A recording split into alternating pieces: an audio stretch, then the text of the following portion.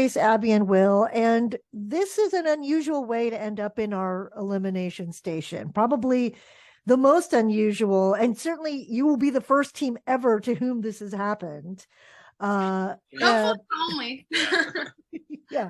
But I think that before we get into questions, which we'll obviously have about what happened, we wanted to ask you first, because we thought you'd be in the race for a long time, given the edit that you were receiving, which was kind of minimal. And we thought, okay, there's some sort of build leading up to it. But because we didn't get much of your story, what do you wish you had time to share about yourselves that didn't have the opportunity to come to light in the legs you participated in? That's a great question. I think looking back on our race, I think what we're most proud of is we worked together really well. And I think one of the reasons we didn't get a cut, I mean, it could be COVID, it could be we're in the middle, but it's also like we didn't have really much drama between us. We worked pretty well together. We talked things through. I don't think any one time we ever raised a voice at either one of us. So I think the piece that I would have liked to see that would have been cool is just us getting along and us just cranking out challenges and like having a good time together. That's probably also the thing I'm most sad about is like we don't get much of that because we just didn't have the drama and we were kind of middle of the pack. But for me, that's what it is. And like truthfully, throughout all our interviews, we were talking about how we're balanced. Like I'm like this, Will's like this. Like when I'm up, he's steady. When he's, slightly down, I try to stay steady. And there was this like small part of me that was like, is this all gonna just like go to crap when we get on the race? And it didn't. Like Will got really anxious throughout the race. And for whatever reason, I felt very calm, like when the race actually happened. And so I think it was really cool to experience that, like, okay, we're not full of crap. Like we really do balance each other out well. That's great. Nicole, did you have any kind of relationship strategies going in? I mean, you've been together for a long time. So I guess I wonder, do you have any kind of communication secrets to your success of being a low drama couple that's been together for a long time? So this also could be part of the reason we don't get a lot of time. I hate when people like cheer for me when I'm doing things. It's almost mocking to me. I'm like, if I'm not doing well, don't tell me that I'm doing well. And when I am doing well, just tell it to me at the end, right? Because you never know. And so Will knows that because like we had run a triathlon together and he was like, Abby, you're doing great. And I was like, stop it, leave me alone. And he knows that then. So I think that was kind of one angle is like knowing when we're in that heat of the moment, how to kind of interact with each other in a way that's going to allow both of us to kind of remain calm. Yeah, and I think, it all starts too. We started as great friends even before we were dating. Yeah. So we had like the friendship level of communication where to some degree, when you first start dating in high school, you're kind of reserved with your girlfriend or boyfriend. We were kind of past that already because we could just straight up say what we wanted to say. Yeah. And then as we continued to date for years after that, it's just learning really the balance and how to balance each other. And so with Abby saying like when one of us is up, the other's down, we're really aware of that now. And we, for the most part, there's always times when it's not true. Know how not to step on each other's toes when we're in that moment. So I think just the long time period, the having the different phases of our relationship that we got to learn a lot about each other was pretty critical to keeping it that way when we were racing. That's great. Well, so I guess it's time to ask you a little bit now about what actually happened in the kind of dramatic lead up to which, as Nicole pointed out in the segments we were recording before this, elimination was a bit of a harsh term to use, right, Nicole? I thought they could just say like, you are no longer in the race or the race ends here, or just anything said like, you've been eliminated. Your human body got a virus. It seemed a little bit, I love Phil. It seemed a little rude. Like we didn't lose. Yeah, you never lost. Exactly. You never lost. So there should have been some acknowledgement of that. But I guess the first question we have about the kind of technicality of this is, did you know as teams in advance that you would be kicked off as soon as you tested positive? We did. They told us early on, they let us know that if you do test positive, you're going to be eliminated. So I know there's been other different country Amazing Race seasons where they've kind of they did COVID differently. Like maybe you could come back later, that kind of thing. I think they knew pretty clearly that in this version of the US season, once you got it, you're out. Yeah. And I don't remember there's like a Canada season and Australia season where they did it differently. But we knew that wasn't how it was going to be for us.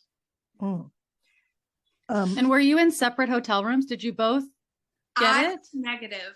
So he positive and I tested negative. So the first thing they did was they put us in different rooms. So we went back to old school, like calling each other on the hotel phone, basically like calling each other to be like, we lost her. Because we're like across the hall from each other. And so like, I think like 5 days into his quarantine, we would like crack the door and be like, hey.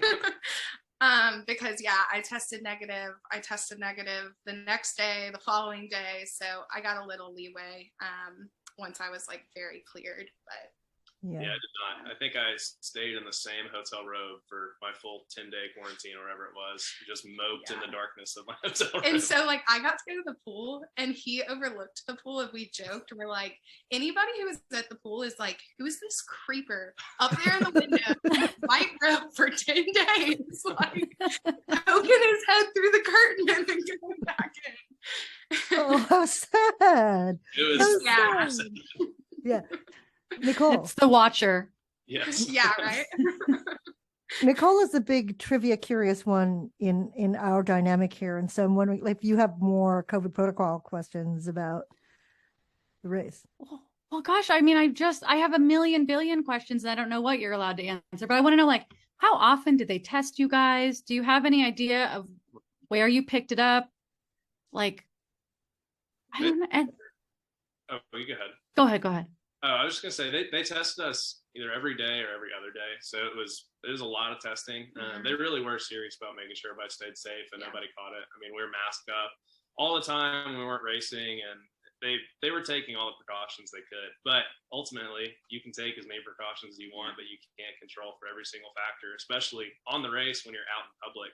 You never know what's gonna happen, and we think it was somewhere in that Florence Bologna leg where I picked it up, and we don't know if but it was. That's like just because the incubation period or whatever, like timing it's be about 3 days. Yeah. But I also kind of joke, it seems like it just floated through the air and like smacked him in the face, because like I didn't get it, no one else got it. I mean, which we were like all intentional about like doing our best to remember to wear masks and all that kind of stuff. But like, like how unlucky! It just like popped him. I mean, I will say that my experience, I was super, super vigilant and always masked. And the way I caught it in February of 2021 was, I think that, or maybe it was this year, I can't even remember anymore. But I was masked and I ran some errands. And I don't know what happened, or I was outdoors. And in that one moment I did walk by someone who sneezed. Yeah. And I was like, oh no. And that was it. But it was so random after like so much hypervigilance and care. So for sure, I'm sure it was very much an unlucky break for you as a team. And I'm wondering, do you think that there's any chance of you all coming back at some point and getting an opportunity? My gosh, we hope so. Let's get it trending. Bring Abby and Will back. Like we've said, they could call us at the end of this interview and we'd be like, yep, we'll be there tonight. So I hope so. Who knows? But it does feel like it's unfinished. Yeah, we do hope there's a little unfinished business season somewhere in the future. Because, I mean, really no other team has been eliminated like we have. Like we were, in my memory, the only team that was literally unable to even run the leg. Because like, if you think back, I don't know how closely I'll follow it all. Like, well, obviously that was a stupid comment. Excuse me. Dave and Connor, you think about like his Achilles like ruptured. And they literally got to run the leg. I mean, they won, which not taking anything away from them, that was crazy. But like they got to push through it kind of as long as they could. Will had an itchy throat, but like we couldn't race. If I had gotten bronchitis, maybe we could have raced even not feeling well. It's like that kind of element to it that's tough, that there was no fighting through. Yeah, it's just hard stop over. And that's tough. And seems like for family and friends, they're like, oh my gosh, that's such a terrible way to lose. Like you can't do anything about that. So hopefully the Amazing Race feels the same way. Well, I mean, there really could be a season that has, the teams that didn't come back after the COVID shut down last season. And then other teams like I don't mean to call y'all this, but like the unlucky team season, like Yeah. teams that were like, oh, they left their passport in a Russian taxi cab when their mic pack was getting changed, and then they got eliminated. Like people that just had these like just moments of misfortune that had nothing to do with their ability as like smart or strong or, you know, good compatible team members. Yeah. So we'll hope for it.